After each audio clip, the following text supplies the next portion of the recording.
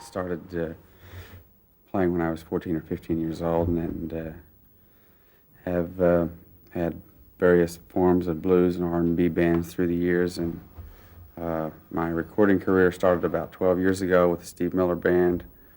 I did the first 2 albums with them, then went on my own with a solo career. 1 album on Atlantic, 6 or 7 albums on CBS. The most recent of which is called Middleman. Well, after you started your solo career, you've been working with different bands, like big bands, orchestras, and also small bands. Can you tell me something about that? Well, the form has gone from the typical guitar-oriented 5 or 6 piece band to really, when I started recording on CBS, I've used several horns. The band has basically been 8, 10, and 11, 12 pieces. Most of my music is somewhat, in some cases, elaborately arranged, and I carry a large ensemble on the road so that I can duplicate the kind of things that we record and reproduce them on stage. You're not only known as an artist, but also as a composer, because a lot of other people recorded your songs. Do you think that's a compliment? I mean, how do you experience that? Well, it seems to fit their need for material. Or I'm pleased that I can do something that they could use in their repertoire. Yes, I take it as flattery. Yeah. What kind of band do you play these days?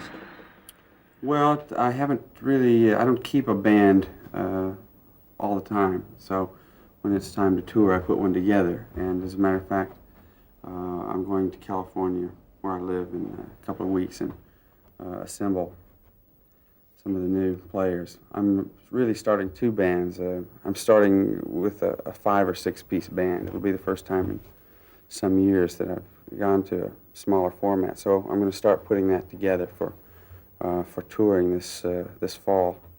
But then I have some dates coming up in August in California, in which I'll use 12, 13 pieces. So. Who played on your album? Well, studio musicians from Los Angeles. Some names your people might be familiar with. Jeff Porcaro's a drummer.